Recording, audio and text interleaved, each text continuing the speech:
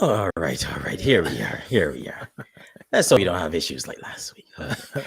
Hey, everybody, how are we doing? Welcome to another edition of the Living Room, a special edition today. It's always good to be with you. Thank you guys for joining us as usual. Hit share and pass this on to your friends and your network and what have you, and just have them come on in for a good old Caribbean conversation. Trust me, you don't want to miss this one. As usual, it's me, Andre, and my good friends, Philip and Mark. How are we doing, guys? Yeah, man. Doing all right. Yeah, Done well. good. Done well. Yeah, Doing good, absolutely. doing good. Excellent. Good week. Mark, you were traveling this week, were you? Yes.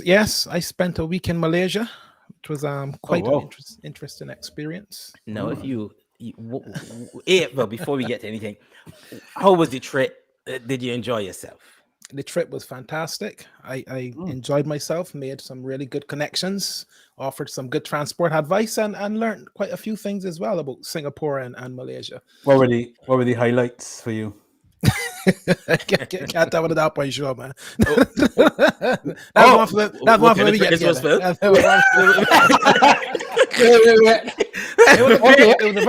was a very good trip. Okay. This was Phil. I didn't expect that was a trip up question. That was just a normal. Nah, man. I had no idea that was a trick question. What was the highlight? Let me get insight. I found myself walking about 12,000 steps every day for about 3 days. That's a good thing. Yeah, it is. But then my feet really started to kill me, and I discovered this place on Wednesday. And 5 floors of nothing but massages, man. You can get everything massaged. Okay, this story. Okay. Let me move on. Next cue character. Make sure it is going. I decided, look, my feet hurting me so bad. Look, I can go and get my feet massaged, man. Yeah. So I gone in this place now. On which floor? Floor 1 or 2? Because I up on we're going on. Okay. The second floor. And it's one of these places where entry level. They meet you outside, and then just carry you in a little room that dark. You won't continue? You stopping now? I might go tell the rest of this story, man. But anyhow, I got my feet massaged, and it went well. And you get back. Listen, at one point I thought to myself, yo, that man, you want to break my foot? Go walk over here, crutches. Okay. But anyway, it was fantastic. But did it work? Listen, it worked. It worked beautifully. It was really, really an experience that I didn't expect, but it worked. It was really, really good. Well, really, as good. long as it worked, that's the main. Yeah, that's the main thing. Any interesting foods? Oh man, listen, Malaysia never stops. Kuala Lumpur never stops, man. The place is up all night, all 1, 2 o'clock. People out eating. Phil, you'll be in heaven. Because you like to mix up all kind of things, right? Yeah, man. Indeed. Listen, you would be in heaven, man. Honestly, I like to sample and try different things. You would be great. Honestly. So give us a little rundown. The food? Yeah. What stood out? Anything jump out at you? What was it called? Frog porridge. Did you try it? So I was trying to be very polite. So when the guy said, would you like to try some frog porridge? I mean, like, what? Wait, I know you tried to be polite. A very total BH response. I was I went for a total BH response. No, it's okay. It's okay. But yeah, man, there's lots of fusions of different foods from China, from India, from the whole South Asian continent, and everybody comes together and just create these fantastic meals. I had a lot of fish, surprisingly. Which is good. Yeah. I had a lot of fish and chicken and stuff, man. But it was great.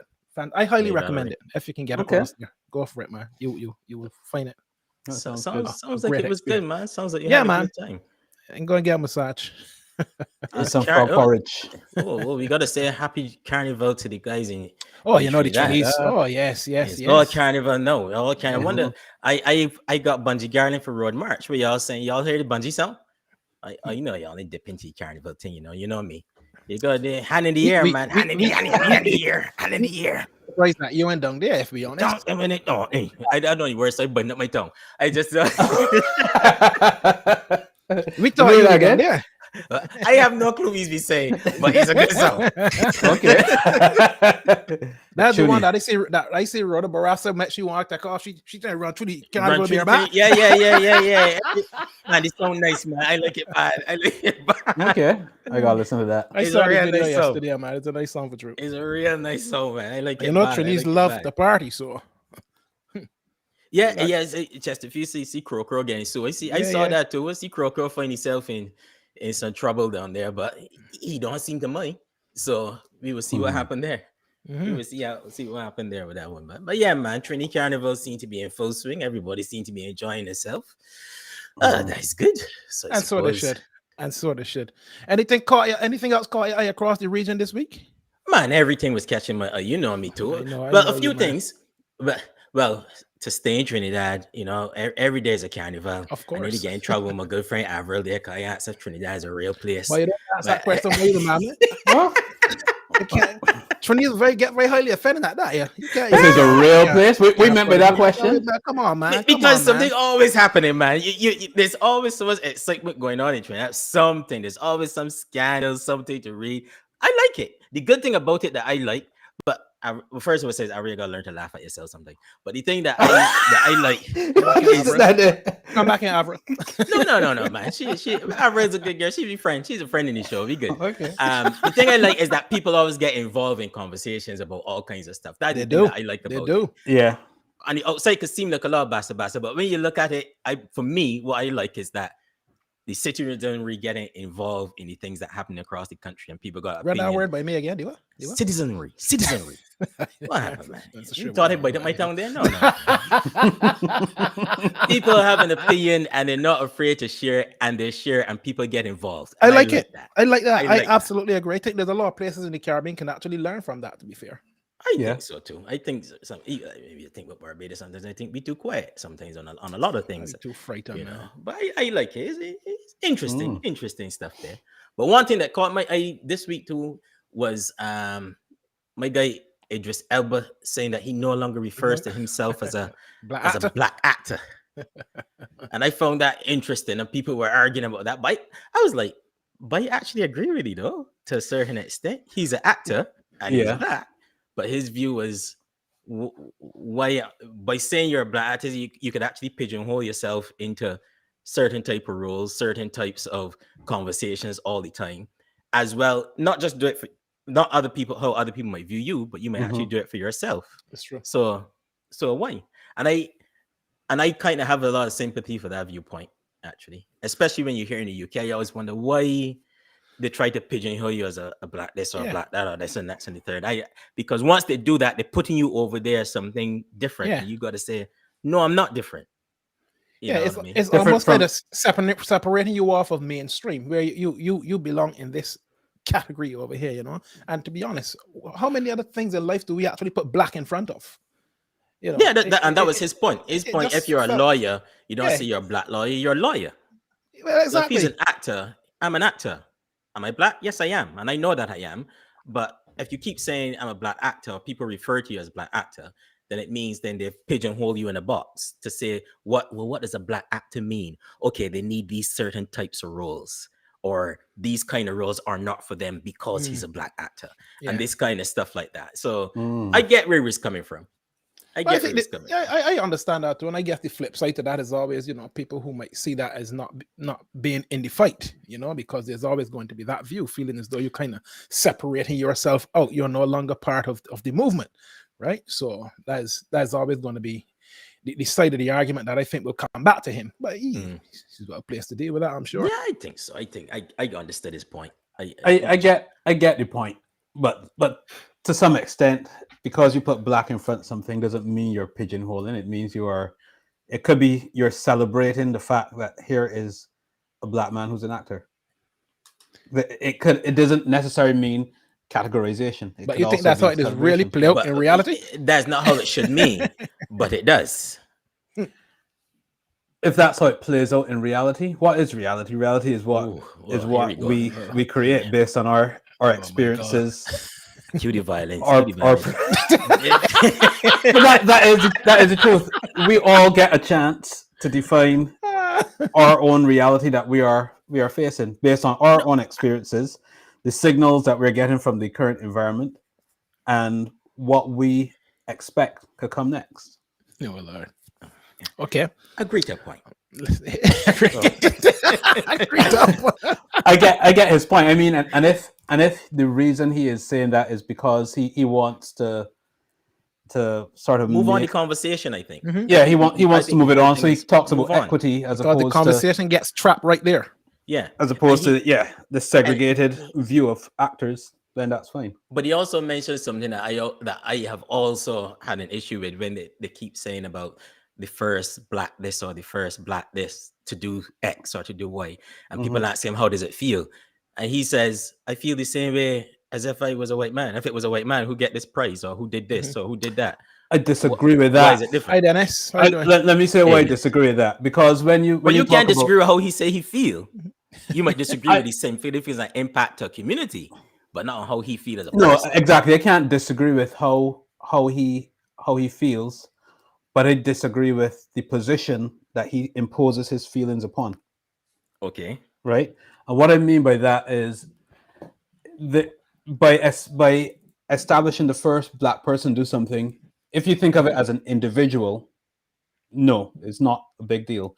But when you think of it as the wider A community. collective, the community, then it is a big deal because it is sort of an opening door. It's sort of highlighting, showcasing this is possible. We've proven it's possible. Let's have more. Look, we can go. There's Let me a break. yes and a no for it for me. Let me come back to that. We can go come back to that. Yeah, that I feel conversation. is one that the conversation need to move on when it comes to that kind of comment. That's just me personally. So I kind of agree with Idris Elba now. I think it needs to move on, but I believe certain things, if you try to move on, you think they've moved on, and then you find yourself back at the same place. Possibility. Right? So Possibility. Fair enough. We'll see. But an interesting one. Let's catch you out, young man. I see there was the two leaders in the Caribbean had a little bass with American Airlines, man. You know, in Guyana, yes. Wow. I saw that. I mean, I don't know the full details of it, but clearly they were in Guyana and they were leaving on American Airlines, and the guys.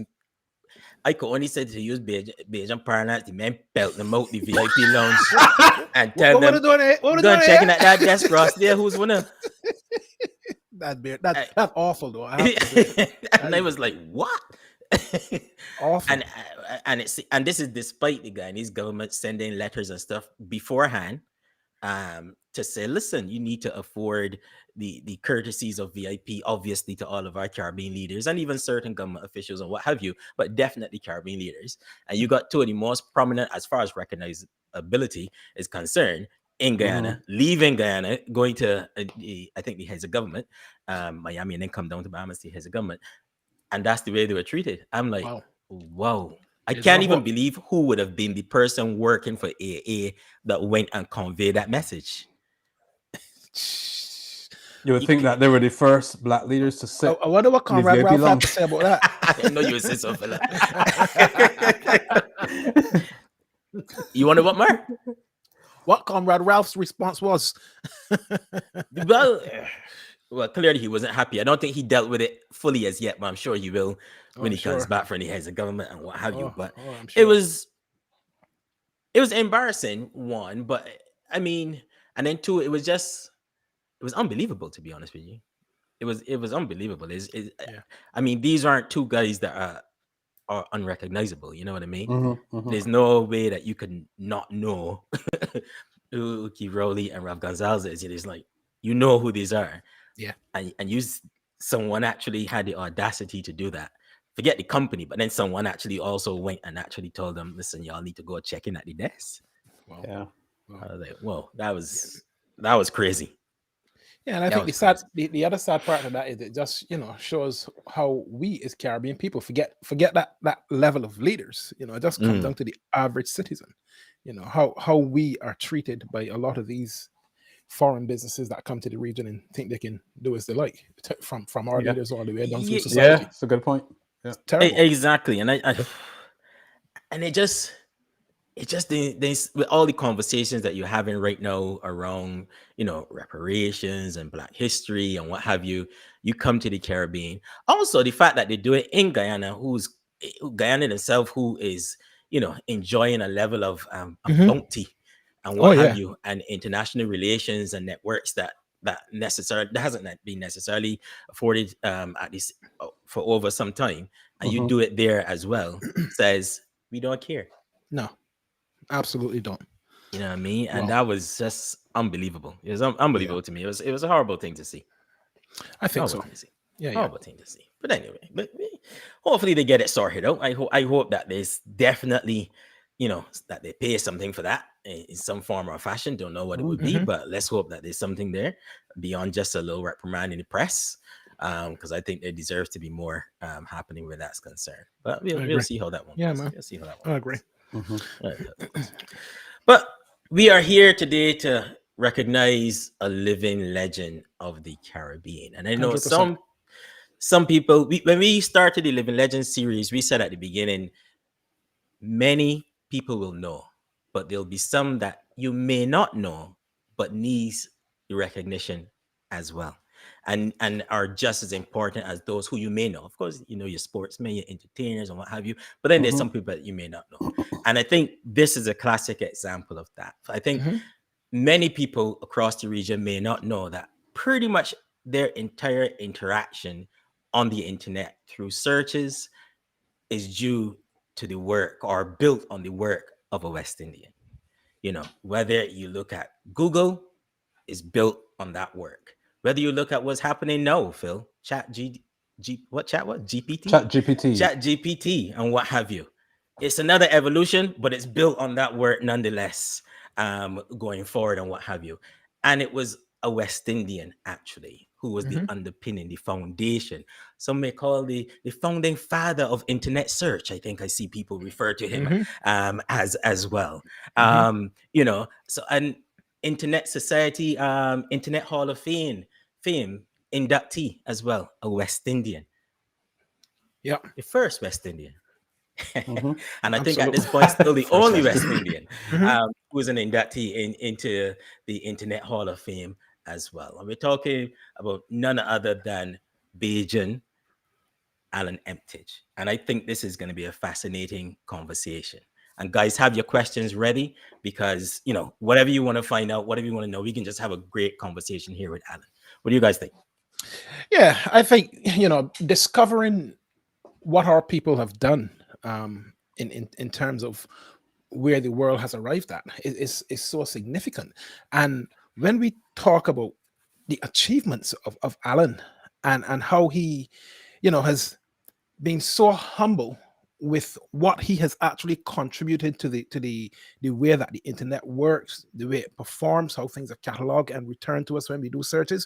This is part of our everyday life. We don't even think about it. No. But the reality is, a Caribbean man, a Bajan, has been at the root of how this has actually come about. Just looking at some of his achievements there over the course, the ones that we can draw as notable ones, recognized by his university, which is fantastic. Highest honor, recognized by the University of the West Indies. As you just mentioned, he's an inductee into the Internet Hall of Fame, and of course created the world's first internet search engine back in 1989.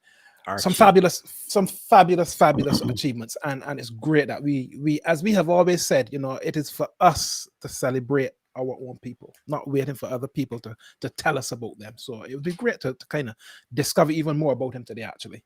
Indeed. Yeah. I'm just saying, I'm looking forward to hearing his perspectives. He's obviously grown up, let's say, alongside or before the internet as well, and contributed quite a bit to the internet growing up. So hearing those two perspectives will be quite insightful and fascinating. Absolutely. Especially coming from a Barbadian or a West Indian perspective as well on that. So he went to school at Harrison College, and that's okay. We won't hold that against him. That's okay. That's fine. You may have a lot to say about that. But Putting it outside. Everything else is good. Everything that's well, look, without any further ado, let's bring Alan into the Bring conversation. him man and let him defend himself, man. Alan, good evening, man. Harrison College speaks for itself. It needs no defense. Gee, Oh. out to the park.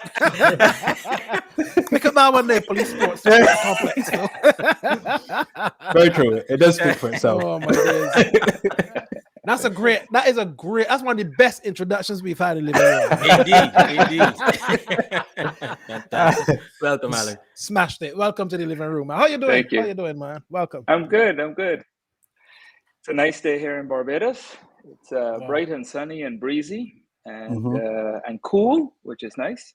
Yeah, we have a nice day here in the UK, it's not the UK, and it's not North America, and it's a nice place to be. So, thanks for having me on. No, man, it's our pleasure.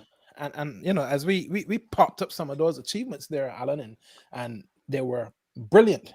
And we want to kind of go a little bit further back in the journey, because whilst we appreciate and really value all the recognition, sometimes the value in these conversations comes from what we discover when we start to go back.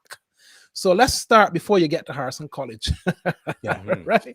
Let's go back to young Alan as a boy growing up, going to school, and the things that excited you. Let's go back there and start there. Young Alan. Well, what can I tell you? I'll preface all of this by telling you that I have a really bad biographical memory. So, honestly, there are huge chunks of my life that I honestly don't remember. But I could see that. Boy. I agree with you. I don't understand that too. But I have friends who remember, what they ate on a particular day, and I'm not one of them. So I can't do yeah, I grew up. I grew up here in Barbados, and initially went to St. Gabriel's School, and then Mrs. Weeks School before the 11 plus. My family was it was in a large family. My mother had been raised by her aunts because her mom had died when she was quite young. And so they took a big hand. She has four sisters, and they actually took a big hand in helping to raise me as well. And like many women of their age, so they would have been born in the early 1900s. They were, the avenues for professional advancement were limited to them. But they became teachers, and they were quite good at it. Several of them became teachers, and they were quite good at it. And so I grew up in a household which valued education very much, and you were encouraged to. I have a younger sister. And we were very much encouraged to, follow our curiosity. So I do remember, I would express an interest in a particular topic, or as kids do. You're 7 years old and you find an obsession about something. Nowadays it's like dinosaurs and video games or whatever. But back then, I would remember. At one point, I had an interest in astronomy. And so they really encouraged me to sort of pursue that, not because it was leading in any particular direction, but was it was something that I was clearly motivated to be interested, motivated and therefore interested in. So they would take me up to the Harry Bailey Observatory. They're in Clapham, and I'd look through the all of this stuff doesn't cost anything, right? Taking advantage of the situation. Stimulating the mind. Absolutely. I remember when I think it was 1974, 73 or 74. I'd have to go look it up. But there was a comet that was visible, naked eye comet. And I remember being woken up in like 3 o'clock in the morning by Constance, who was the aunt that I was the closest to. She had been headmistress at Foundation and then headmistress at St. Gabriel's. And she woke me up at 3 o'clock in the morning. We went to the window, and I remember seeing the comet you know, Oh. and being fascinated by this, you know, thing. Yeah. Brilliant. So that was the environment, you know, like many West Indian families, the value of education was seen early on, and even though they had themselves had never gone to higher education, they had you know, furthered their own in knowledge by themselves, you know. So it came quite naturally, I think, to me to study and be supported in that by my parents and these aunts. So you were a good student in those young years, clearly. No, actually, I don't think I was that. I wasn't really that good a student up until I was good after O levels. I got good after O levels because I didn't do well in subjects that I wasn't interested in, and so at O levels, you know, you had to do 7 or 8 subjects. I don't remember. Yeah, compulsory ones you had to do. Yeah, and even the, you know, and it was, if I wasn't interested in it, I didn't do well in it. So if you look at my O level grades, they're, you know, fairly middle of the road. But it was when I started to do A levels and I was able to choose the subjects that I was really interested in that I started to do better. So I actually ended up in the bottom of the math class in 4th form at Harrison College. There was streams. There was an A through D stream, depending on what your ability was, and I was in the D stream. And 3 years later, I won the Barbados scholarship, in part because I got an A on the A level exam, and that was, you know, largely because I found a teacher that really motivated me and really, and that's important. Really, that is true. So at what point then, throughout your time at Harrison College, did technology come into your orbit as something that, you know, I'm interested in this? Because we're talking about a time before, you know, many people didn't have computers. Home computers wasn't something that was available. There was the amount of news coming in from overseas as to what was happening in this technology age wasn't there. So how did that happen? Right. Well, I've previously described this as by a process of elimination. I was always interested in the STEM field, right? So I only discovered what little artistic talent I have later on in life. Could come back to that. So I was very much focused on sciences, but it became clear to me that some sciences just wouldn't work for me, even though I was interested in them. You know, I was interested in geography at one point, but I really didn't see myself sitting down at the Met Office for the rest of my life. You know, I mean, not to put anything on people who do that. That just wasn't for me. You know? Just wasn't you. That wasn't me. I was interested in chemistry for a long time. Again, it was something that I realized that I probably didn't have the patience for it. You know, if you're a chemist, you really, depending on the kind of chemistry, but you have to have patience, right? It's a lot of trial and error, and I didn't have the patience for it. So basically, by a process of elimination, I ended up with looking at computers, electronics and computers. I did not have, even though I just told the story about doing well in math at A level, I'm not a great mathematician by any means. I had a really good memory back then for rote learning, and you know, the O levels and A levels are a lot about memorization. There wasn't a lot of analytical thinking application. It was about, you know, remembering stuff, and I was good at doing that. And so I found electronics beyond these, and I think this is probably true. So I sort of eliminated it down to a few subjects, and computers was one of them. And in fact, I went to England in 1981, and I had made some money, but doing summer jobs and that kind of stuff, and I was able to afford one of the first personal computers, which was the Sinclair ZX81, which would have just come out. That one. Yep, that thing. Yep, that one. And it came with 1K of memory. 1K of memory. Which was a lot at the time. Yeah. Well, it was and you could buy the upgrade for 6 to 16K was about £100 at the time. Jeez, whoa! Reckon it back. So yeah. So, and that was £100 in 1981. 1981. That's a lot of money. Yeah. So, I started playing around with that, and I enjoyed doing it. And what could you do with that at the time, though? What did it do? What did the Sinclair do? It literally did basic, because the language that it spoke was basic. And you could basically manipulate. You could play like Space Invaders. There was you could write a little program for Space Invaders, if you remember. Space Invaders.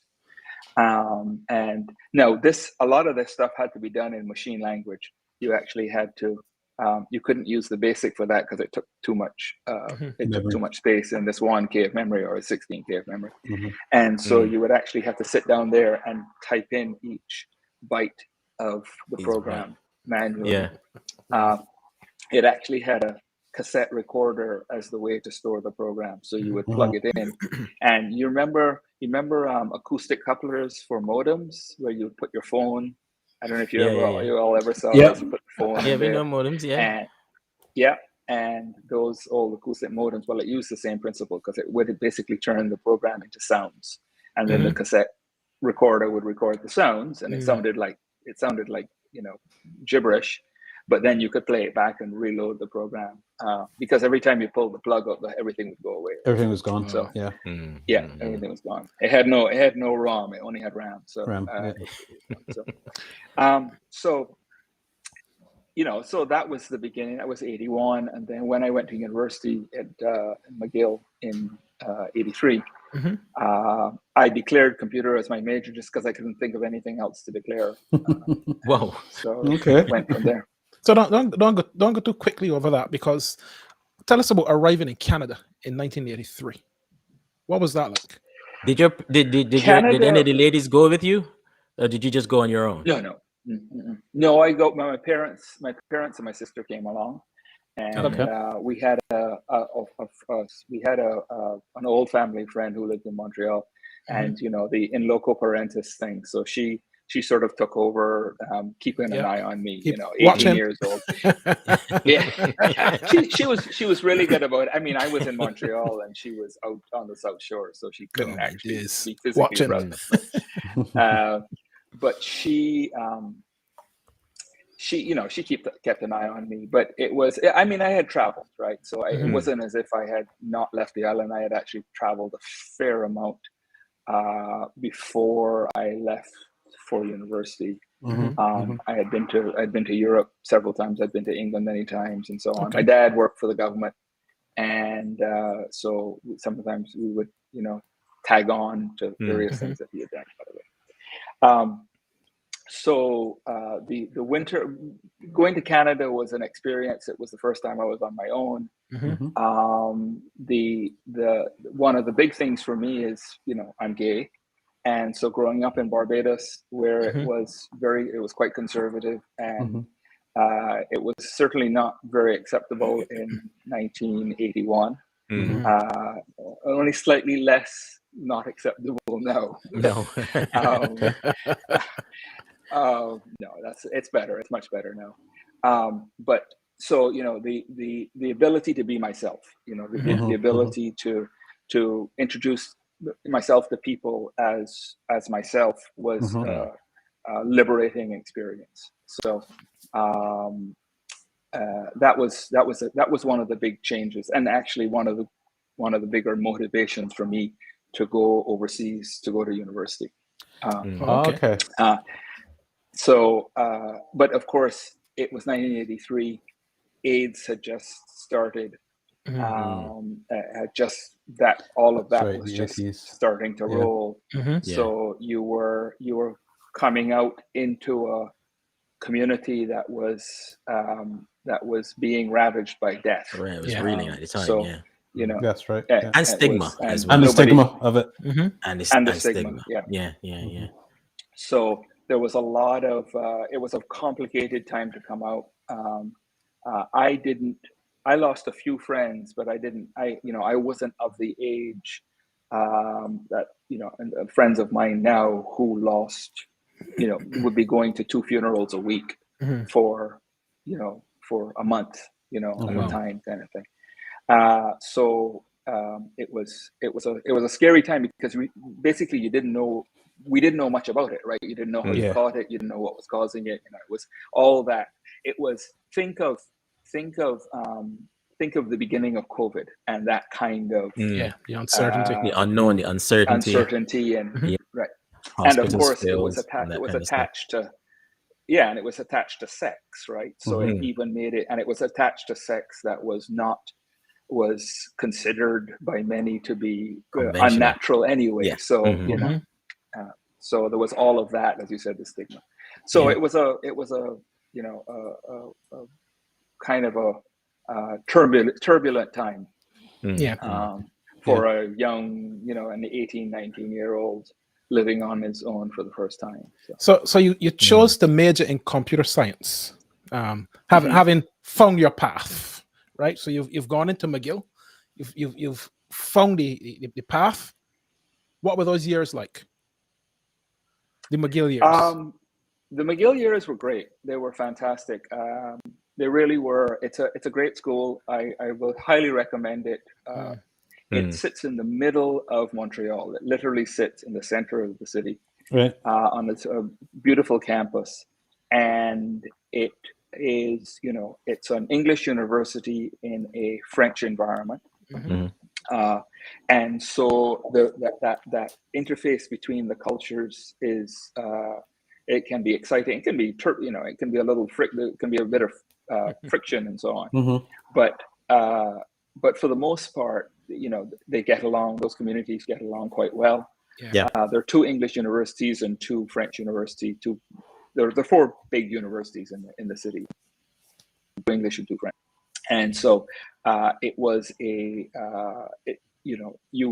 you leave campus and you were in a city of 3 million people, right? So you had all of the facilities, all of the entertainment and all of that. One of the things I decided very early on when I chose a school was that I was not going to be in a little university town stuck in the middle of nowhere, right? Okay. I've done that. Did you, as a Black person from the Caribbean, did you feel welcome? Were there other West Indians there as well? Was there? There were actually there were quite a few West Indians. There were quite a few Barbadians. McGill and Harrison College, particularly. Well, McGill and Barbados in general, but McGill and Harrison College have a relationship that went back decades, right? McGill has a research institute, or used to have a research institute. They still have a facility here, Bellairs Institute, which was marine science. That's right. Marine biology. It's right on the West Coast. It's probably worth about $3 bazillion now. They were actually given it in the 1950s by a British man who owned the Crab Hole land. Right. This is before people even thought the West Coast land was going to be land in the West Coast was worth anything. Yeah. And they took this guy up on his offer, and it was gifted to them, and they've had it ever since. So for a long time, many of the doctors in Barbados and even the rest of the Caribbean, McGill Medical School had put out a lot of doctors, and so the skids were greased there because they knew our education system. So they knew how to read the results that we gave them in terms of evaluating students for acceptance. So a lot of Right. the American universities don't know what A levels are. Yeah. They try and figure out what that They got it. means and all that. They had no. And of course, being another Commonwealth country and all of that kind of stuff, there was a certain, Anglophile kind of context there. So it was a great school. The first two people I met in university at the first day, one of them just left here, was visiting, and the other one just had his 60th birthday, and I was talking to him. So the first two people I met the first day in school are still very close friends. Oh, fantastic! And we had it was very accepting. So the color issue didn't come into it really. I mean, that I was aware of. It wasn't a hugely diverse student population, but it wasn't as if you were one of three people that were people of color. There was quite a few of that, quite a community, and quite a few, as I said, quite a few Barbadians were there. I knew several people from my graduating class that ended up at McGill as well. So yeah. So you're at McGill at this point. Talk about, I don't know if they call it internet at the time, but perhaps networking computers and what have you becomes a conversation and people are trying to figure out stuff. When did it seed in you that there's something that you can contribute? And was it pretty clear? There was lots of conversations trying to figure out? Well, before I formally became a member of the system administration, because you couldn't do that as an undergrad. You had to be a grad student to join the system administration. But before that formally happened, I was actually quite friendly with a lot of the grad students who were working as system administrators. And so I was involved peripherally. I wasn't a major contributor, but I was certainly aware of the effort to bring the internet to McGill.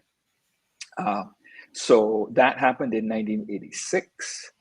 Now remember, the internet's been around since 1969. In some form. The ARPANET before that, and then through the 80s, then the NSF took that over, and so National Science Foundation. So it was funded by educational funds. So they were trying to network. They built it out particularly so that their supercomputer centers would have researchers remotely could have access to the supercomputer centers. So you wouldn't have to physically go to the supercomputer center, right? So so their big impetus was to try and connect the supercomputer centers. And so we got a line from a company in Boston, and it was 9600 baud was the speed of the line. So that's hard. What does 9600 baud mean? You gotta help out people like me. 9.6. Philip might know what you're talking about, but not me. 9.6 kilobits. Okay. 9.6 kilobits. Right. So we don't even talk about kilobits anymore. That doesn't even exist in most people. It was the speed of what most people's modems were. If you were connected to the internet right at the beginning, when dialing up, when you were dialing up, and remember that was serving McGill University, Concordia University, University de Quebec Montréal, and University of Montréal. So that 4 universities were running off of this one little straw. And so that was we got that line in. It was the first line into Eastern Canada, first internet link into Eastern Canada, and the second link into Canada by about 2 weeks. University of British Columbia beat us to the punch by about 2 weeks. So that was the first time the internet had come. Yeah. Oh, he's paused. Signal is gone poor for for a second. Yeah. I was saying that's that's quite interesting, because sometimes I was there thinking as he was talking about, they had that very constrained network connection that was connecting 4 different university campuses to the supercomputer center. sometimes those constraints can be a blessing, because it means that the protocols that you had to write to use that limited bandwidth had to be really intelligent. Mm-hmm. Yeah. So nowadays, we us old timers think that the kids today, as we call them, yeah, so much waste. Right. Well, yeah. I mean, they don't care, right? I mean, they have sort of infinite memory, and Yeah. they don't care, Yeah. So my Fitbit has more power than the Apollo spacecraft, right? Of course. So Interesting. So yeah. So when we think about the engine, what was the problem you were trying to solve, or what did you all start off thinking of that led to the development of Archie, the first internet search engine? So once I graduated from my bachelor's, I then went on and did a master's at McGill as well. And although that was a master's in at least initially, it was, I did a couple of classes and then basically spent 80 hours a week working for the system administration as a system administrator. And so, I mean, it was a great time. The internet was taking off, the speeds were getting faster and so on, but we're still dealing with, pretty tight constraints. The computers were pretty puny compared to what we have today. And so we were trying to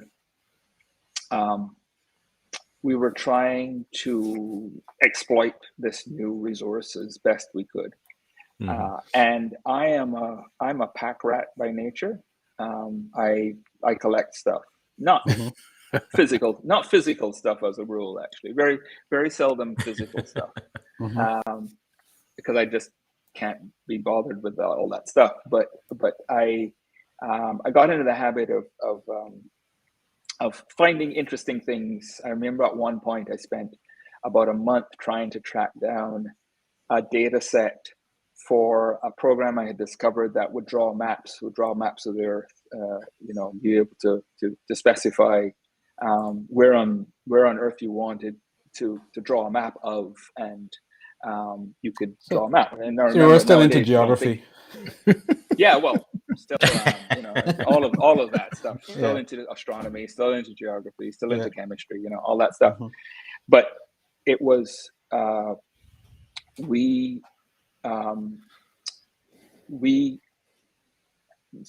So I as I said, I spent like a month trying to track down this data set that would allow this program to do what I wanted and so on. So I was collecting that kind of stuff, just for the hell of it. Were you building the data set or collecting it from various sources? From somewhere else. I wasn't building it. I was just collecting it.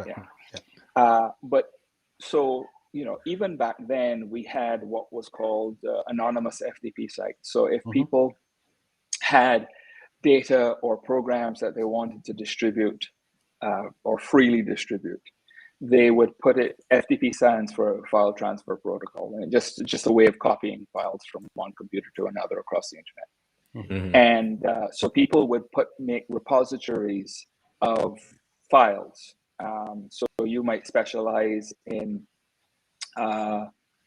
take a picture subject linguistics, right? So you would have a bunch of information on linguistics in this FTP archive. Some of them were program repositories. They would specialize in holding information on different kinds of programs and that kind of stuff to be distributed. So that impulse to give away stuff was there very early in the internet, right? That you created it, you found it useful because you needed it for something. You thought, well, maybe somebody else might find it useful as well. So let me put it out there and other people can use it. Right? Can benefit from it. I mean, people don't realize just how much of the internet runs on open source software. Probably 95% of the software that runs the basic internet is open source. It is freely available. It doesn't cost anything for you to use it, to get hold of it and use it. So that impulse was very much there at the beginning. And so I became the guy that the students and the professors would come to if they needed something, if they needed a program to do something, right? Go and see Alan. Needed the data to do something. Yeah, talk to He Alan. can find it. He can get it. He can source it. He can get it from wherever it is. I was the pusher. Okay, so back the dealer. Back then, when people were publishing their data sets or their files or programs and so on, were they starting to classify them and catalog them and label them in almost universal ways? In basic ways, yeah. You would have you'd have remember, this was just done in file systems, right? So it was just you would have a file system, and you would have a directory that was labeled word processing, right? So you'd go in there and find the stuff on word processing. Very basic classification, that kind of stuff. Okay. And so and also you really only had the file name to work with to find out what was in that file. So if you named it something that was obscure, nobody would ever find it, because there was nothing. You had to have something that was descriptive to allow people to know what was inside these files or these directories. Yeah. So I had a list of repositories that I would go and check, the bigger ones, to find the stuff that somebody had come and asked me for, or something I was looking for myself. And doing that across a very slow link is kind of tedious. You sit there waiting for stuff to come across the link. And I finally said, this is dumb. Why am I doing this? Why have the programs wake up in the night, go out there, do the listings of the repositories that I want, and bring them back. And in the morning, 3:00 in the morning, the link's not going to be used very much. You'll get the stuff back in much more quickly. Okay. And so I would come in the morning, and the stuff would be waiting for me, and I could then search it on my local computer, rather than having to tediously search it through across the internet. And so I did that for, I don't know how long, probably months, 6 months, 8 months. I had that little script. So everybody in my department knew that I had, access, or I had resources to find stuff for them, but nobody really ever questioned it. My boss at the time, who was another grad student, Peter Deutsch, came to me one day and said, hey, I've been chatting, there's an online group, and somebody's asked for this program, can you see if you can find it? So I did a little search on my local database, and I found it, and I gave him the information, and he went off and he responded to the group. And he was that the eureka moment or not yet? Yeah, well, it wasn't a eureka moment for us, because it's something that I just took for granted. We had this serving a purpose. But then other people started on that group saying, hey, if you have this, if you have a database of this kind of information, can you look for this for me? Can you look for that for me? So the demand started to explode. And very soon we realized, well, this is dumb. Why are we getting in the way of these? Why is a human getting in the way? Slowing it down. Queries. Yeah. Why not just? Really inefficient, right? So why not just have the people query the database themselves? They're doing the same thing they can do the same thing that I'm doing manually. And right. So we put a little interface. It was a very simple little interface, and we announced it, and it just exploded. Now none of the administration of our department knew any of this. I heard this. I heard you guys were touting this thing without people knowing about it. Well, we didn't have to tout. We didn't tout anything at all. This was word of mouth. It just ran. This became, people were exchanging information with one another about this thing. So we actually ended up taking up one of the larger machines to service these queries. And I've told the story many times, but the head of our department, who was this very buttoned down Italian professor, who was very proper, used to wear three-piece suits and that kind of stuff every day. and he went to some meeting of his colleagues, his peers, and one of them came up to him and congratulated him on Archie. We called it Archie because it was archived to be right. So on FTP archive article would be Archie. That was because I had to come up with a name within like a couple of minutes. So it wasn't the Archie comic books. He wasn't. I hate the Archie comic books. It could have been named Jughead or something like that. No, well, there is a story there. There's a story there. Oh, you got to tell us that. You got to tell us that. Yeah, well, I'll tell you in a minute. So we ended up, making up this name, and I said Archie and called it Archie.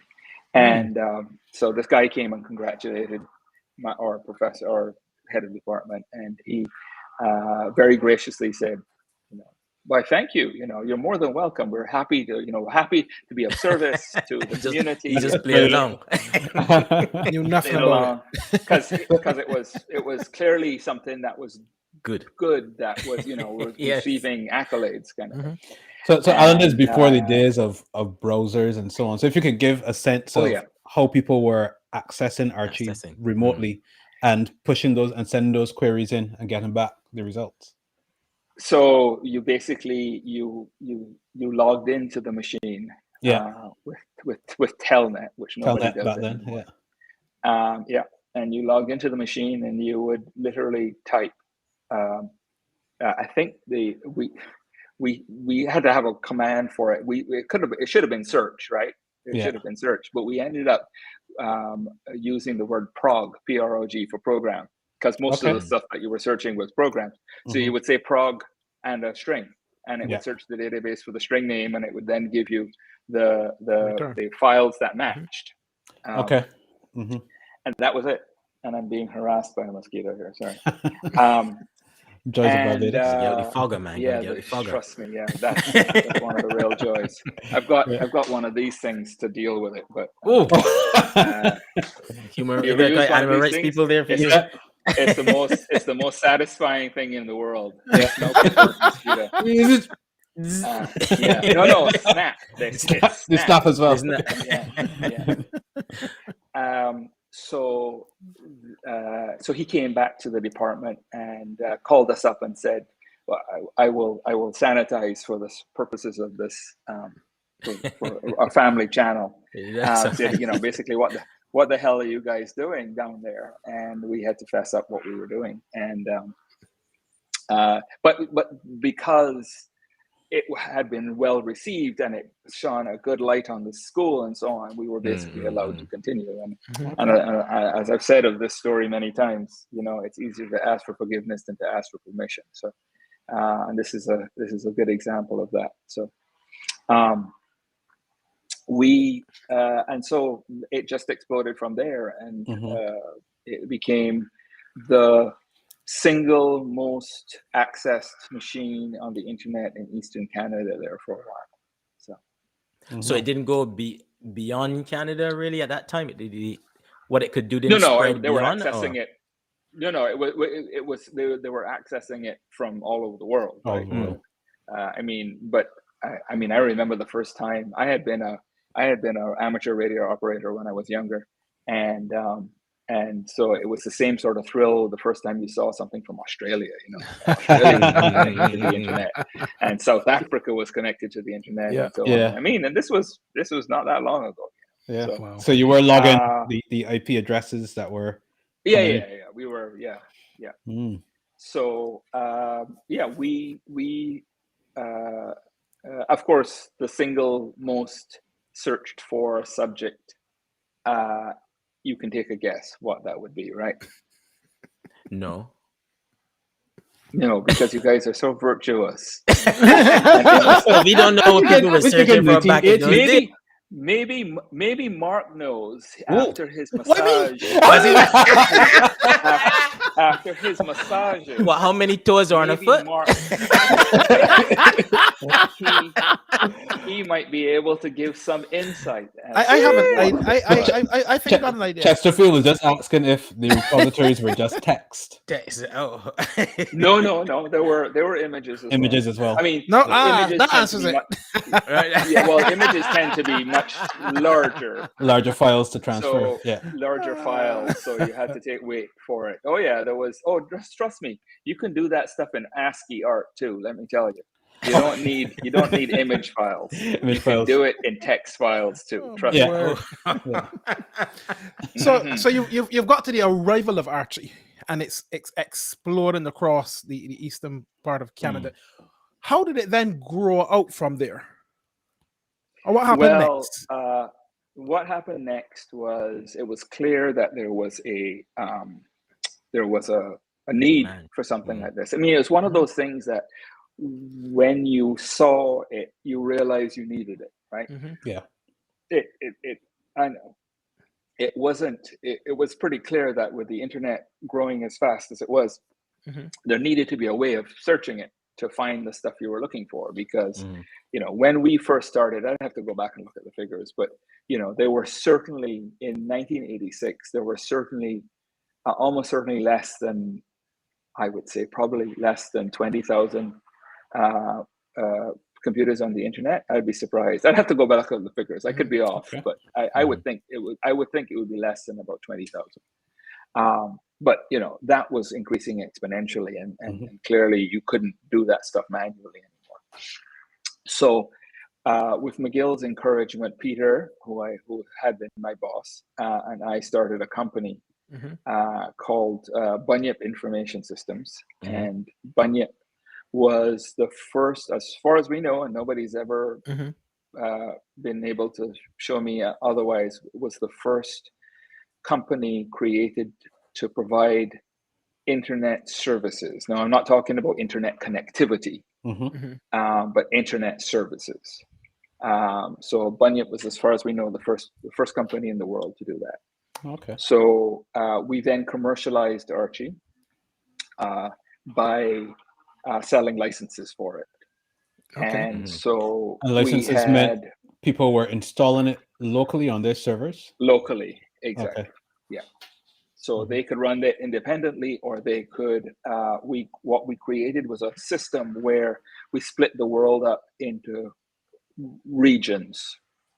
When I say regions, it doesn't necessarily mean geographical regions. It could be, there were a number of ways of slicing that, right? So you could be responsible for the Canadian network, the Canadian FTP archive sites, or you could be responsible for all the chemistry FTP archive sites or something. We split it in different ways.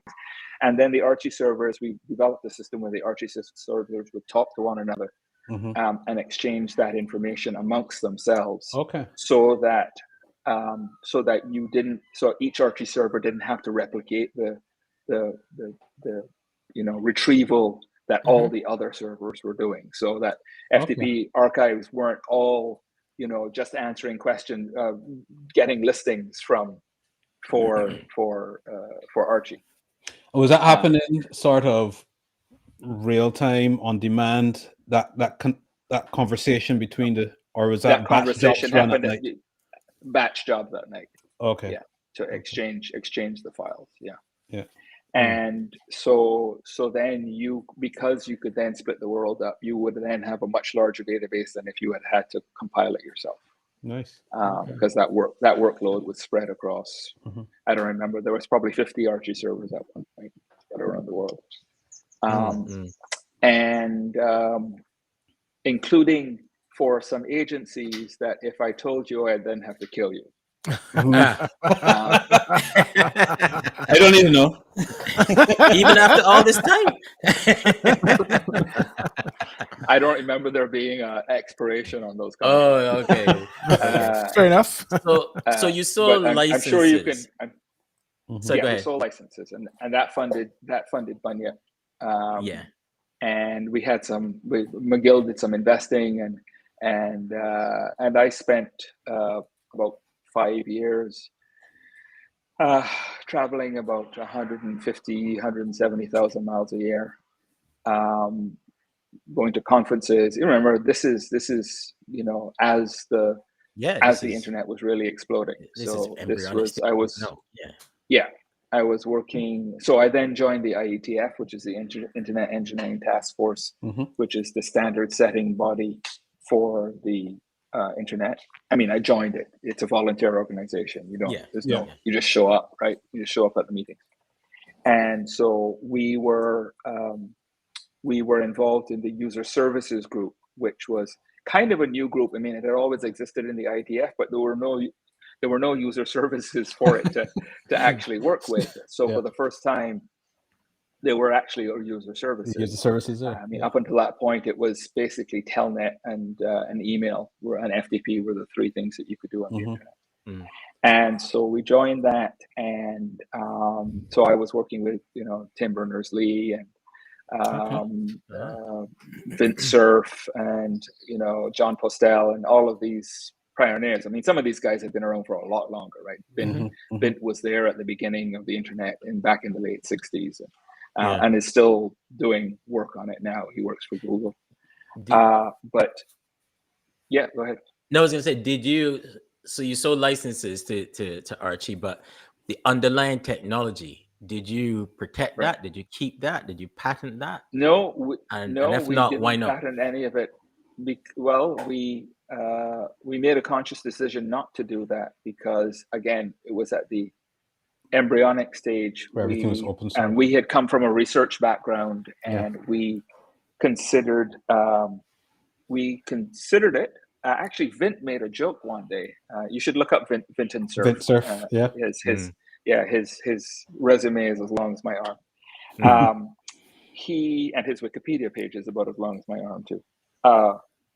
And he suggested that we patented it. It was a joke. It wasn't serious. One night at a bar, and we thought about it. But we decided not to do it because we thought it would strangle the baby in the crib. It wouldn't. It would put a rail damper on people's ability to utilize the technology. I mean, it wasn't the program itself that we would have protected. It would have been the concepts behind the program. And the process. Not the idea, but the process. You can't patent an idea, right? You can patent the process. So go ahead. Well, so we decided not to do it, and so that I still think it was the best decision to. I was just going to ask. Do you ever have any regrets about that particular decision? Regrets? Man, they gotta be regrets. They gotta be regrets. No, not necessarily regrets, but they gotta be something. If you see, no, but I mean, we understood at the time that this was a burgeoning thing. Remember, it was a very different time, right? There was no commercial activity of the internet at the time. There was no commercial activity. Good point. Yeah, I mean, who knew where it was going to go? But there was no. You were actually not allowed to have commercial activity on the internet at the time, because it was funded. It was being funded by educational organizations, and you couldn't do that. I bet you get this all the time, though. I bet you get this question all the time from people about, are you a billionaire? Of course. Protection. And exactly. Or gazillionaire by now, if you're the person who started this whole thing. Yeah. As I told Andre before, the fact is there was no guarantee that was going to happen anyway. This is true. The first people in a technology are seldom the ones that are most successful. 100%. It's actually quite rare. I mean, Facebook is the exception rather than the rule, but it's actually quite rare. There were probably 50 search engines before Google. There were. Alta Vista and Lycos. Oh my word! Yahoo. Ask Jeeves. Ask Jeeves.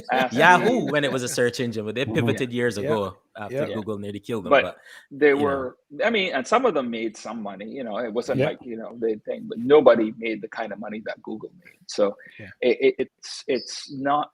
It's a misreading of history to think that because you're there first, that you're going to be the one that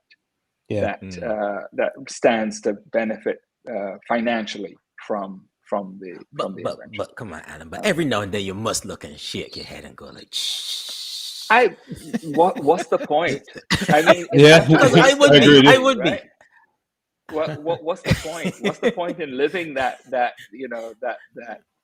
thing? Because that leads you down a path of what are you going to do about it? Yeah, True. Once you Exactly. go down You that have hole, no there's way no of way back. controlling it. Absolutely.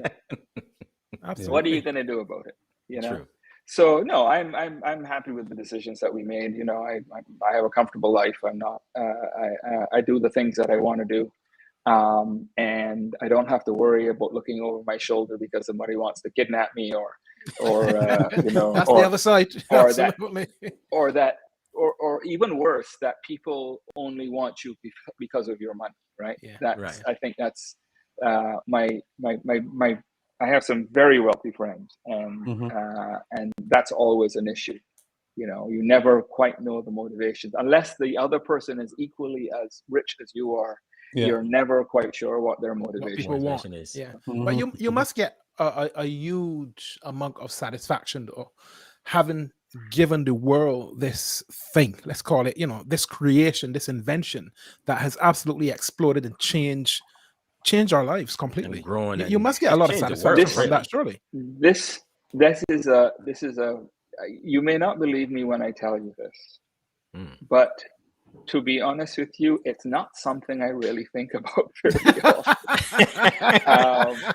It really isn't. It's not part of my day-to-day life unless I am interacting in this Talk about it. kind of space. When I got up in at, like you said, you put up earlier that I got an honorary degree from McGill in last October. And you're sitting there on stage, and they're reading the citation, right? So they read the reason why they're giving you this honorary doctorate. They read the citation, and honestly, I sat there thinking, who the hell is this guy? Are they talking about me? Yeah. It really doesn't register with me in that way, and I thought, wow, that guy sounds pretty impressive, but it's not, Nice. I don't make the connection. We went on to we did the licensing of Archie. We started working the IETF. I then started working on. I co-chaired the committee that did URLs.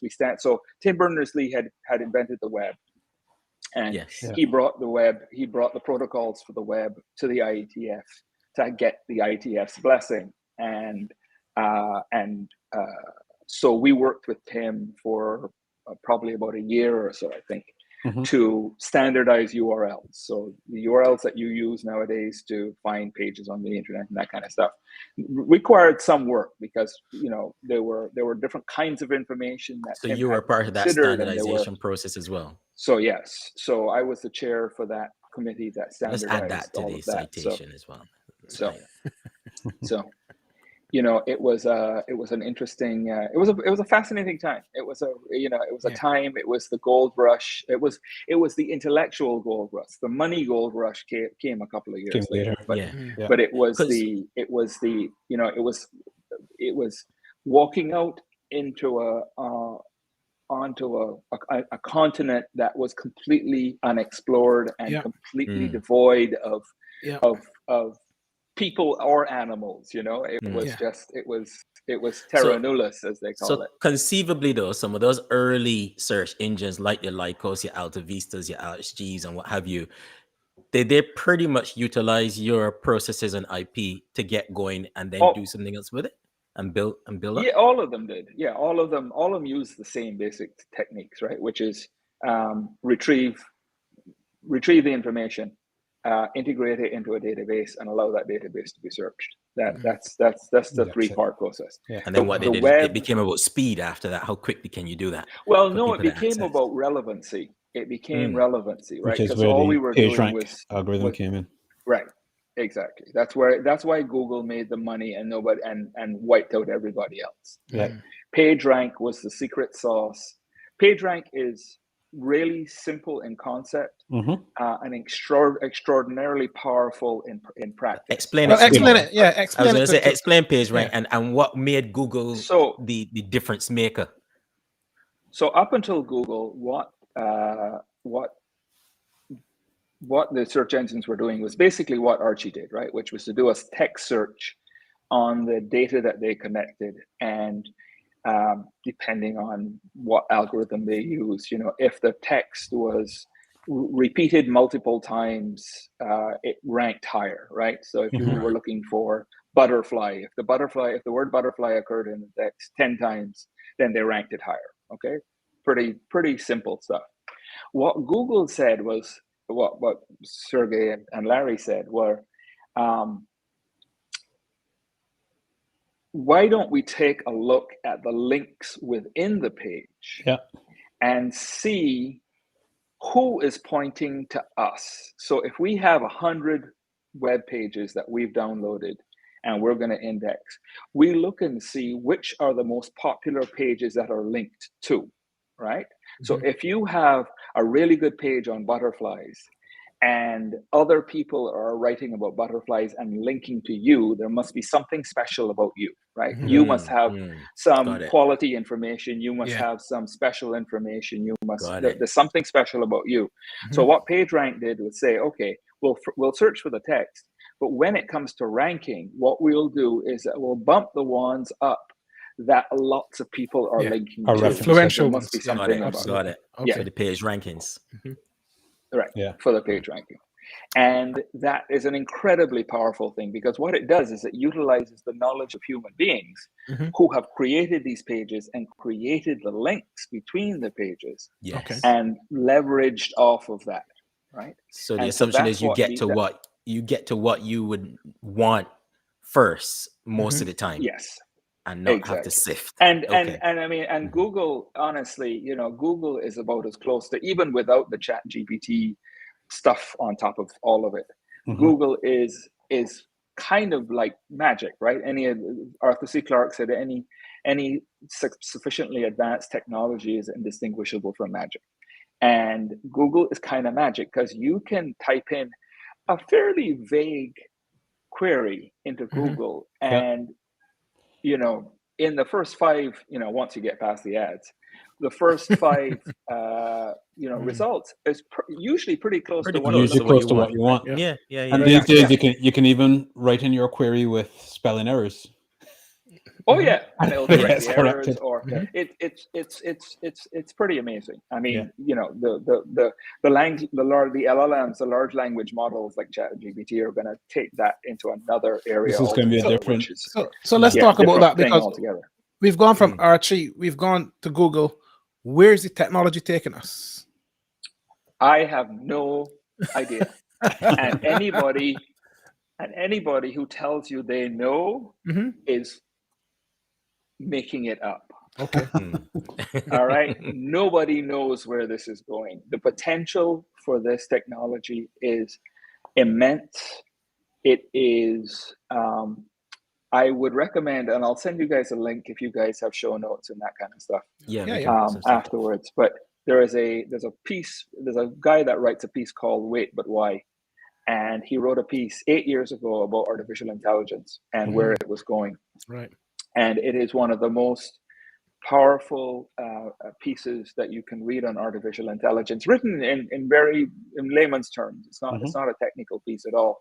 It just explains where we are in that technology, and what happens next is that the technology goes through an exponential growth spurt, and we are dealing with a technology that you could have kind of maybe guessed where the internet was going, in the sense of, speeds were going to increase. Therefore, you could, instead of just being able to exchange text, you could then do images. And then instead of images, you could do video. And then instead of video, you could do live streaming, and so on and so forth, right? You could see the sort of progression of where that was going to go.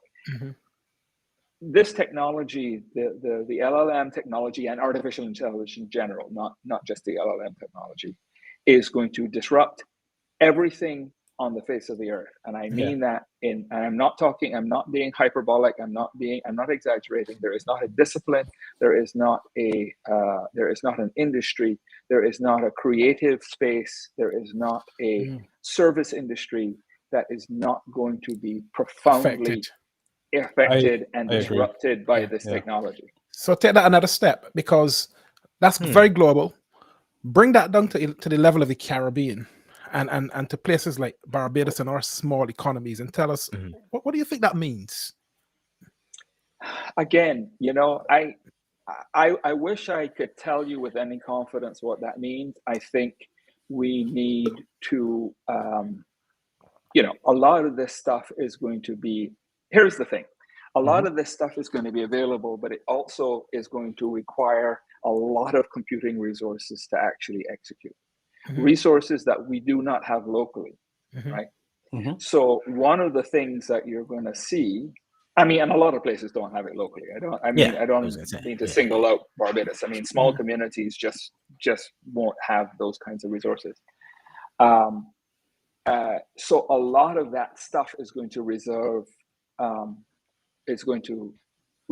elsewhere, right? And we are going to be dependent on a lot of that stuff residing elsewhere. We already do, right? Google Maps doesn't sit in Barbados, right? No. And it wouldn't, if we got our internet cut off in Barbados, Google Maps is going to stop working, right? As is most every major service. Gmail is going to stop working. You know, all of it's going to stop working. So that's nothing new, but we are. It's going to be a challenge, you know. I mean, how are we going to apply it to our industries? You know, how is it going to affect tourism, right? I mean, the number one question is, how is that going to affect tourism?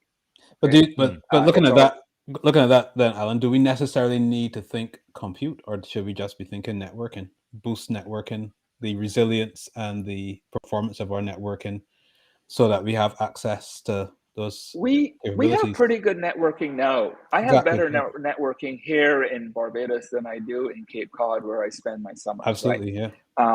I have faster internet connectivity here, and can get even faster internet connectivity than I can get up there. So I'm not so. I mean, it may be vulnerable, right? It's undersea cables.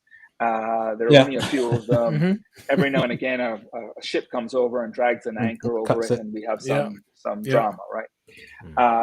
But that's just the way of the world, right? That's the reality of the situation. But so I'm not worried about the connectivity aspect of it.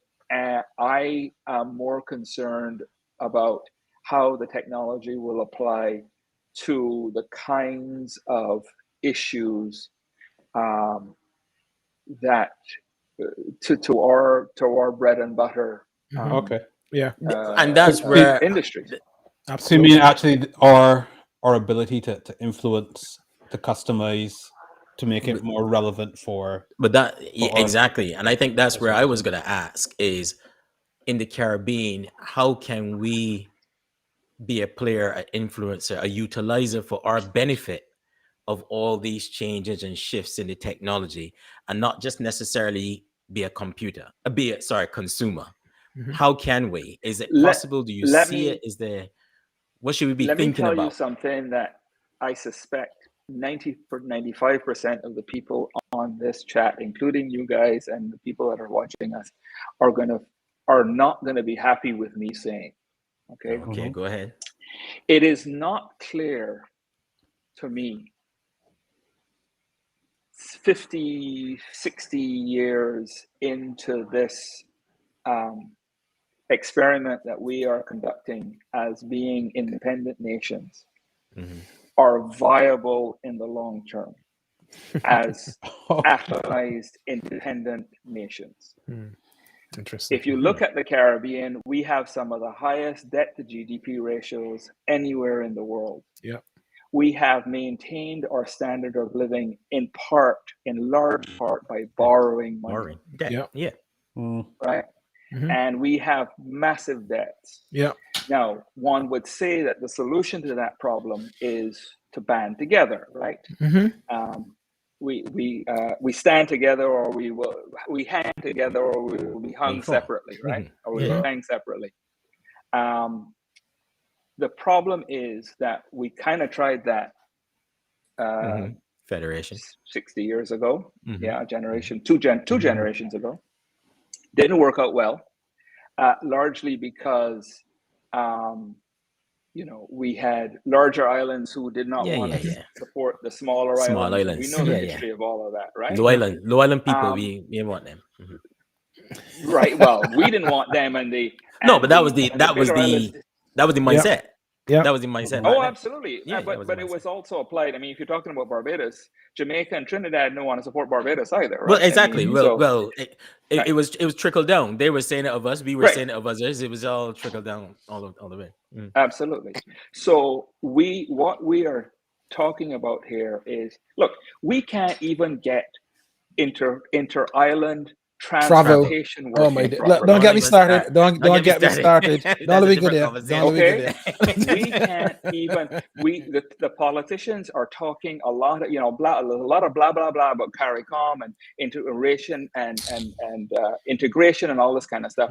We cannot even get a flight from here. A friend of mine had to go to Mesquite for work. He works in the building trades, and he had to pay $750 US to get back and forth from here to Mesquite. It's 100 miles away.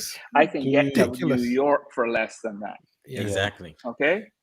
So we have some really serious issues that are being papered over. We do. By a lot of happy talk. Too much talk, man. Right? Too much talk. A lot of happy talk. True, I agree. The politicians use the airports like piggy banks. Before Liat went under, and Liat is a whole other story, but before Liat went under, you could easily double the price of Liat's tickets just on taxes alone. Yeah. But tax is a big issue. Tax is the big issue because as far as they're concerned, if you're taking a plane, you must be rich. Okay? If you're taking a plane, you have to have money. So they are using that. The taxes weren't a percentage of the ticket cost. They were fixed cost taxes, right? Yeah. So if you bought a ticket for $50 and there was a $70 tax, you were paying a $70. You were paying $120, right? So, I have been saying this for a while. We cannot continue the way that we have been going and expect to maintain the standard of living that we have come to expect. I could not agree with you more. Okay. And a lot of people don't want to hear this, and everybody, we're talking about, our connections to Ghana and our connections to, it's like all of that's great. That's fantastic. And if you can do that on your own dime, but we have fundamental problems with the way that the economies of these islands are structured. And that is even before we start talking about climate change. What happens when a category 5 hurricane wipes across Dominica every 6 to 8 years? Yeah. Who is going to have the capital to rebuild Dominica every time that happens? Right? Because the insurance companies are not going to pay for it after a while, right? Yeah. And they're not rich countries to start off with capital to spare to do the rebuilding every time.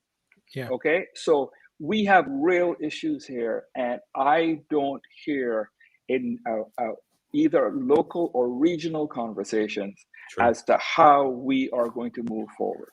Well said, Alan. Finish your point. Finish your point. No, you finish your point. I was going to say we are literally, Barbados celebrated its 50th. Well, what were we this year? So we're coming up to 60, right? Yes, in 3 years, right? So 57, right? A couple of years younger than me.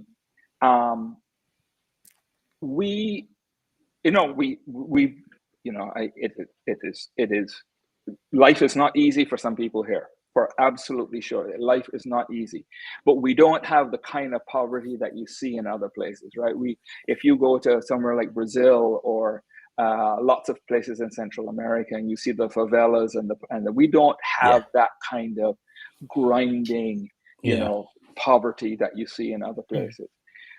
But we a lot of that, we don't really have a good handle on what our unemployment rate is. Nobody. My father was the chief economist for the Barbados government for 25 years, and if you ask him, he will burst into laughter, because we don't know what a real unemployment figure is in Barbados. We do not have a handle on basic measures of our economy. Right. Incredible. Absolutely incredible. So, I mean, and there are multiple complex reasons for that. That's not because of laziness, and that, that's a whole debate that goes on in the States, right? I'm not blaming any particular government or anything. There are systemic issues involved in that. The States has a hell of a time counting a real unemployment rate. They've been fighting about that for decades now. For decades, long time. So I'm not saying they're easy. I'm not saying they're easy solutions to any of this. I'm not claiming that at all. Yeah. What I'm saying is we need to be having conversations about this stuff.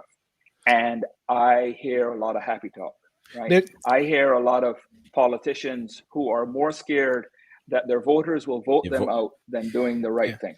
They're thinking and planning in 5-year cycles. One of the things that really struck me, we were talking about Malaysia at the top of the show, and being there last week. And they're just like us in terms of these islands that are scattered across the South Asian Sea. But you know what they're doing? They're coming together because they recognize the value of being a block as opposed to just being a single entity. And I think as I travel around the world and look at transport systems, my frustration always goes back to the Caribbean, because we started this block, we were at the forefront of leading how nations come together. But how islands can come together. How islands come together. But I honestly don't think we will have a choice as far as this particular conversation is concerned, because we cannot survive as single entities where the world is going. We cannot. So you see, this is one of the reasons I talked about networking as well. I wasn't just talking about our undersea cables and so on, but also networking between our islands as well. There could be, in as much as we need those airline links and that sort of better movement of people. We also need better movement and connectivity of information, knowledge, systems, between ourselves as well. The problem that we face is that, there are many problems, but several of the problems. One of them is that the cultures of the islands, who were, for better or for worse, as colonies, had a sort of central source of control, if you want to put it that way, right? And had a if only through the empire was there a sort of I don't know what to say, not unanimity, but there was a sort of a natural sort of leveling, if you want to put it that way. So that's gone, right? So great, we're independent. So we don't have that natural or that existing sort of network to draw on, right? But also, so the cultures in some ways have actually diverged over the last 2 generations, right? We're also not talking about the fact that there are some islands that are basically that are this far away from being failed states. Okay. And we're not talking about that either, because you don't want to bring a spotlight. You don't want to criticize. Well, we're talking about it, but we're not honestly talking about it. No, we still looking to blame someone else and stuff, which in some cases is valid, but that's not a solution. Right. I don't think we're having honest discussions about stuff like that. No, we're not talking about corruption. We're not talking about crime. We're not talking about at the scale that we need to be talking about it, right? I am very happy for Guyana, right? I am really happy for the. I mean, there's a whole climate aspect of it, but in terms of wealth and in terms of bringing people out of poverty and lifting a nation. Pardon? I said lifting a nation. Lifting a nation financially, but here is the question, right? And as a friend of mine has said, Guyana has 2 potential paths with oil wealth. Very much so. Right? This is a very pivotal moment at the moment. Yeah. It can be Norway or it Or can Venezuela. be Nigeria. Or Nigeria. Nigeria. Oh yes. I don't think I don't think we'll see it until about 3-4 years from now. Another 5 years or so to really understand what's happening. But that when you take that kind of money and you inject it into a country that has not had that kind of money before, all kinds of bad things can happen unless it is properly, unless it is, you know, unless there is governance there to deal with the issues that arise. Indeed. Okay. Bring it back to technology and stuff as well a little bit. To young students that might see you and say, wow, how did this guy from Barbados achieve this status and impacted the world, really? How do I go about getting involved in technology and where it's going and what have you? What advice would you give to them? I would say, do what interests you. Look, I did not set out to create the first internet search engine, right? That was not my intent. It was not something that I even realized I had done until a while after the fact, right? And recognition of that has taken, even for myself, right? I'm not talking about people recognizing me. I mean, even try to judge the impact that I have had myself has taken a long time, right? Because there's kind of no way to measure that, right? There's no metric to measure that with. So I would say, you know, take advantage of the opportunities that are presented to you. There is so much free education on the internet that you can leverage off of. And I don't mean some fly-by-night, you know, operation that's just, you know, I'm talking about, you know, major world universities, all Cambridge and Harvard, UE, you know, all these that are offering these courses for free. Now, it may not give you a piece of paper at the end of the day, but you will have that knowledge. You apply yourself, you will have that knowledge, and you can use that knowledge to build on, you know. I would say that is one of my primary pieces of advice. Do not go out there. I cannot tell you the number of young men that come up to me after I give talks in Barbados, which I don't do very much. And if anybody's thinking of asking me, please don't, because I'm not. I really don't like giving the talks. But you know, they come up to me and say, "How do I become a video game programmer?" Right? And my response to them is always, forget about video games. Learn the basics of what computers are about. If you're interested in computers, learn about computers. Figure out how computers work. Figure out how to use them. Figure out how to apply them. If after that you then still have an interest in video games, which I would not recommend, by the way, because it is hot housework, right? It is not what you think it is. It's not the exciting thing that you think it is. It's brutal and long hours for little pay and not much reward. So that's right. Don't, you know, you're seeing the end result of a product that had a lot of blood, sweat, and tears going into it. But you know, take the opportunities that you can to learn what you can, whether or not it is formal or not. Don't worry so much about it, particularly in computers.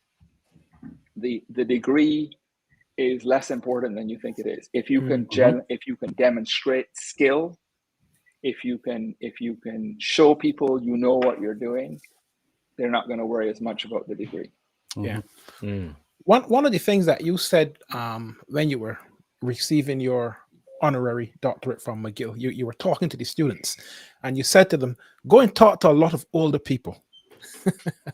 I thought it was such an interesting thing to say. Why did you give them that advice? Because once those people are gone, the information that they have goes with them. Right? Many of those young people that I was talking to 20, 30 years from now are going to be curious as to their families, where their parents came from, where their grandparents came from, what their stories in life were. You know, they are going to be interested in the photographs and the journals and the stories, right? Because they're going to want to pass that on to their kids. And if you have not collected those stories and those photographs and identified who those people were in the photographs, they become a bunch of strangers. There are people that you have no idea who they are, right? Because there's nobody around alive to identify who they are. And so talk to the old people, find out about their lives, find out how they lived their lives, how they loved, what they wanted to do in their life, and how much they accomplished of what they wanted to do, where they traveled to, you know, what jobs they worked at, and who their friends were. Because once they are gone, all of that richness goes with it, and what you're left with is the person who used to try and tell you stories, but you never really paid much attention to it. True. Very, very good point. Do you find the Caribbean utilizes people like yourself? And if they don't, how can they? I'm not sure what they would use me for. I mean, frankly, no. I mean, look, I am not immersed in the details of the technology in ways that I once was. I could not begin to tell you how Google search works at this point, right? I mean, I really don't. I have no idea the secret sauce that they use to provide their thing, and it's a closely held secret, right? Because it's the crown jewels, right? It's the key to the kingdom, right? Not only because it's what makes them money, but they can't afford to have people game the system, right? They can't afford to have people be able to know how to manipulate the system.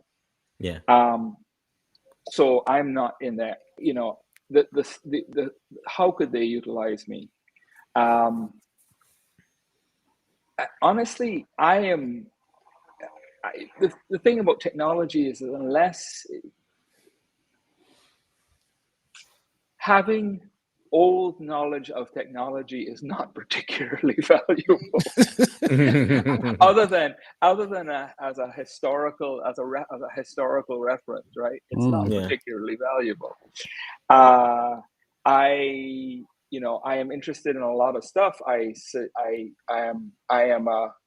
an avid poster on Facebook. I post 20 articles, 10 to 20 articles a day on a wide range of topics. You don't have to friend me. You can just follow me.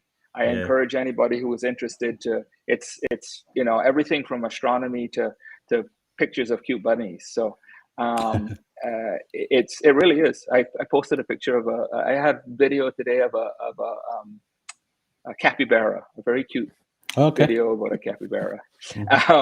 But seriously, I mean, it's all kinds of stuff, right? So if you feel that you want to interact with me, but I occasionally give talks. I occasionally if it's a subject that I feel something about. But as I said, a lot of my opinions outside of in the overarching issues are not. A lot of people just don't want to hear them. A lot of people don't want to face those facts. Reality. And we live in a small community here. We have the population of New Jersey here in Barbados. It's an issue of scale and connectivity, and there's some things. Everybody wants to be the next Singapore, right? But Singapore didn't happen overnight. Singapore is a soft authoritarianism. Singapore is in many cases a monoculture, with a culture with different values. And it also sits at one of the most geographically advantageous points in the shipping, in the trade world trade. Whenever people tell me about Singapore, it's not so much about what they did and trying to replicate that. I always tell people it's not that for me when I think about Singapore. It's more about they charted their own a different path, a different way of doing things that was right for them in however they saw it. And when I think they about they also built on tremendous advantages. Right? Yes, I'm built on the advantages. So that, but that's exactly the point. Yeah. They found what was their advantages, and they charted a course specific for them utilizing those things. And I think sometimes we in the region don't necessarily understand our advantages and how we can capitalize on them, even if that means doing it differently than what theoretical textbooks or what have you might say is the right way to do it. It may not be the way for us where we are. The danger, that's what I always say. The problem, the problem that the Caribbean faces is that it's very hard to change the engine of the plane while it's flying. You have to, right? Good point. You have to. Yes, and, agreed. Yeah, and that is the fundamental challenge. I mean, there was a lot of talk during the pandemic of not letting the cruise ships come in. And don't get me wrong, I'm no fan of the cruise ships. I think they're a blight on humanity. But the question is, I like what comes next? I heard that.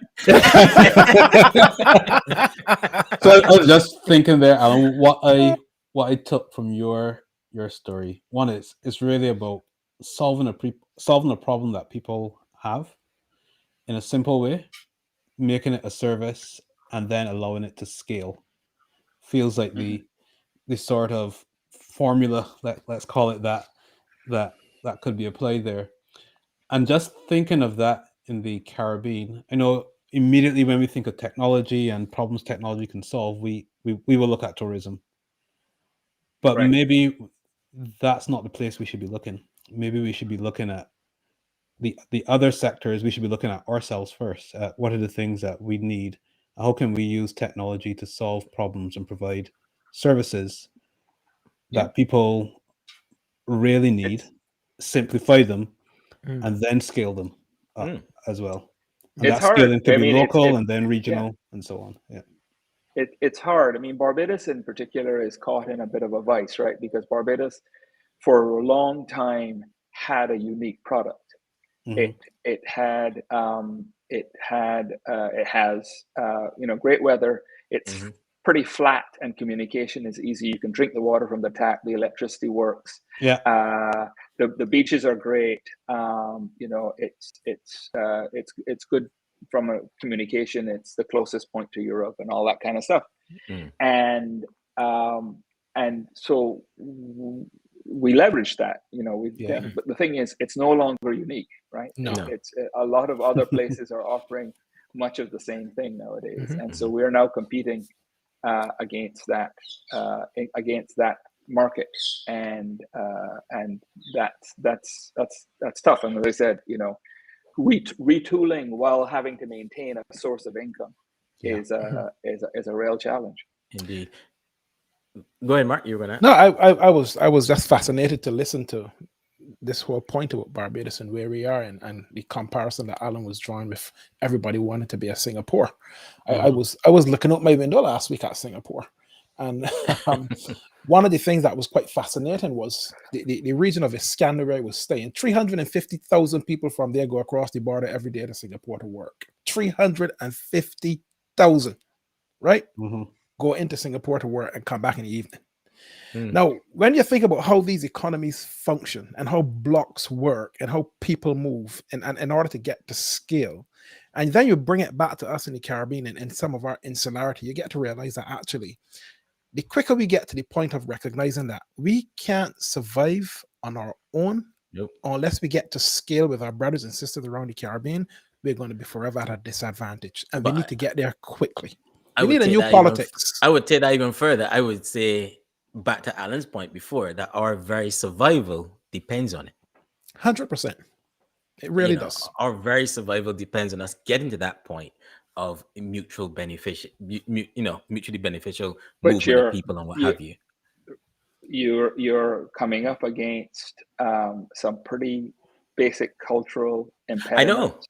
Xenophobia not being one of them as well, Yes, right? true. One of our Chesterfield asks, "What are you doing now?" Before we wrap up things, what are you doing now? What are you into now, Alan? Where are you I am. moving, being a mover and shaker? I am no. I described as semi-retired, I would think. We have a small company that does work for a limited number of clients. I am here keeping an eye on my parents and other elderly members of my family, and that takes up a lot of my time. And it's great, and I get to spend time with them, and it's a gift. But I'm not doing, I'm not taking on new projects, or I have more. Well, I have a million personal projects that I don't see the end of anytime soon. I have become an avid photographer in the last couple of decades, and I have 135,000 photographs that need to get dealt with at this point. We know that you'll find a solution.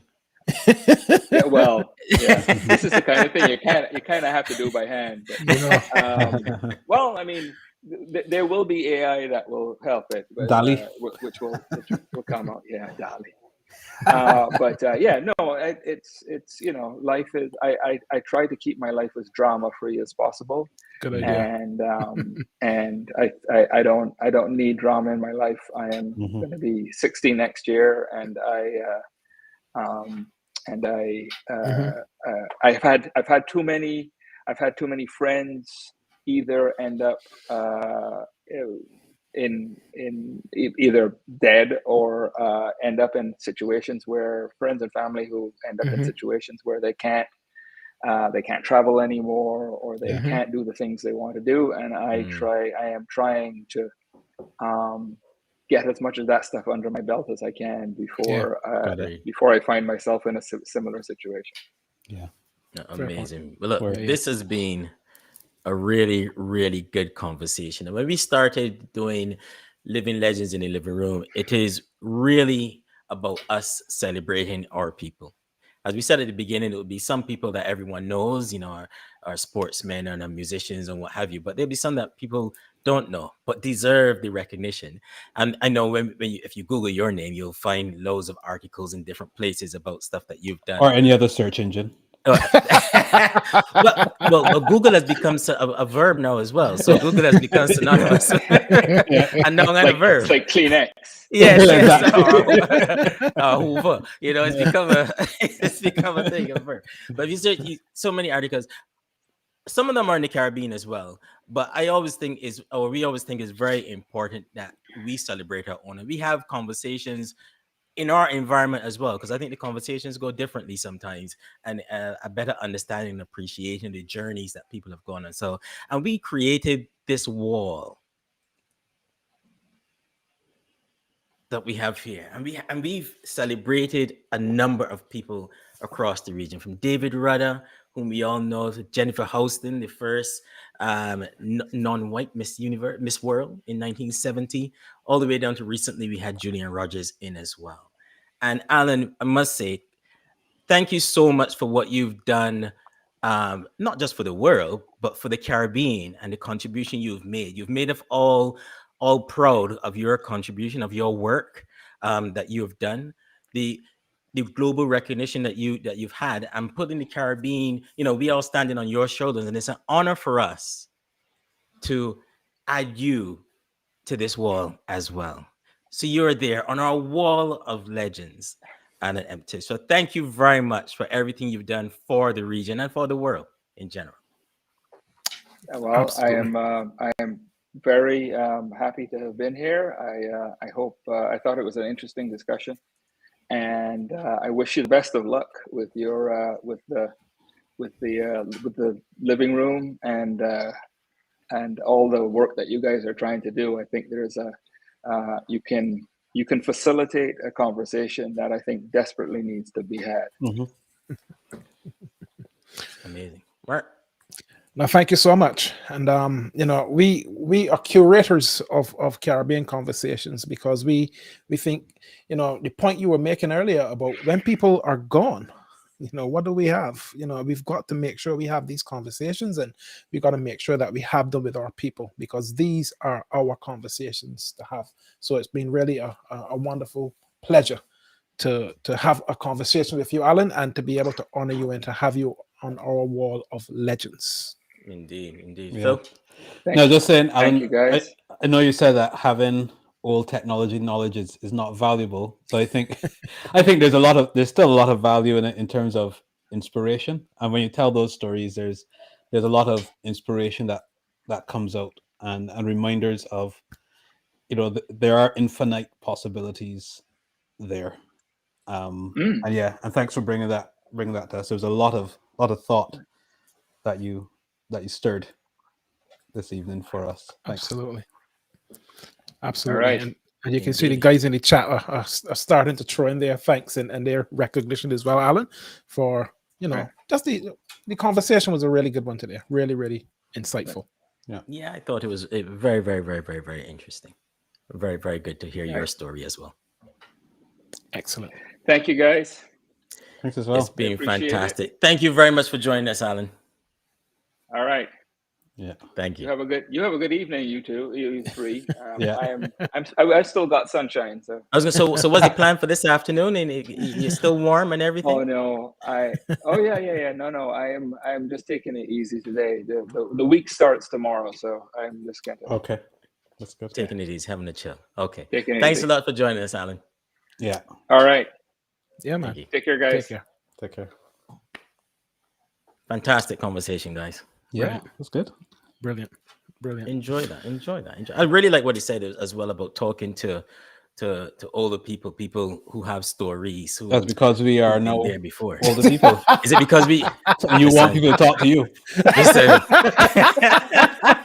You think it's because I feel it? Hey, up there now. They want to come and talk to me. Talk to me. Anybody? Very possible. It's very possible. Yeah. Very I was important explaining to my daughters yesterday what a 286 computer was. Oh my word! Me. And we had a 2. I had a 2. You had a 386 mark up the road from me. How much time we thought we'd destroy it. I'm taking ages to log on to the internet, and they were like, they had no concept of understanding. They were like, you sound like you're talking like 100 years ago, and I'm like, actually, no. This is just a few years ago. Just a few years ago. We're talking about. It's not, but to them, it seemed like something that had to be at least 100 years ago. You're talking about. Like, can you imagine if these kids had to survive in the internet age where you can go and make tea and stuff and get something to eat whilst the computer starting up and all this kind of stuff. So wow, it's interesting, but it is also heartwarming to know that a Caribbean person was at the center of all of that in the early days, and to know that that his contribution has been built upon and forms the foundation of where we are today. I mean, all the way to ChatGPT. In essence, that's the journey. You can trace all that all the way back to the work that Alan would have done with Archie, and it can never be taken away from him. Never. Yeah. Never. And it did solve that fundamental problem that we have as human beings. We need to find things. We need to know things. We need to connect, and that's all these technologies that become successful. They solve that problem. Absolutely. Yeah. And he was solving, and I think he also said a good thing, do something you like, have an interest first before you kind of look at the glamour, so to speak. Because sometimes you can think, oh, I want to make a game, or Fortnite, I could make that. And you go like, actually, you don't understand the work that goes into that. You got to like that thing first. And that's the mentality thing we always talk about. You got to go on the journey. Don't just think about the destination. You got to go on the journey. The journey is important. So you really got to like that. So I thought that was really, really interesting. It was a really good conversation. Really proud as a Bajan, actually, as a West Indian. That's good. Absolutely. 100%. Good 100%. Chat, man. Really enjoyed it. But guys, thank you guys so much for joining us today. It's great that you came with us on this little journey with Alan Emtage, another one that we put on our wall. Should we put the wall back up there? Can you? Yeah, man. Put it up there.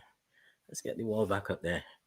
if we can get it up, and he joins a growing list of people from the region that have really shone a light on us through the work that they've done, whether it be sports or entertainment, in journalism, as far as Julian is concerned, and Alan, where technology is concerned as well. These are real giants, champions across the region that we should all be justly proud of, irrespective of which island or country you come from within the region. We should all be really happy about what they've done and the contribution that they've made throughout their lives, to be honest with you.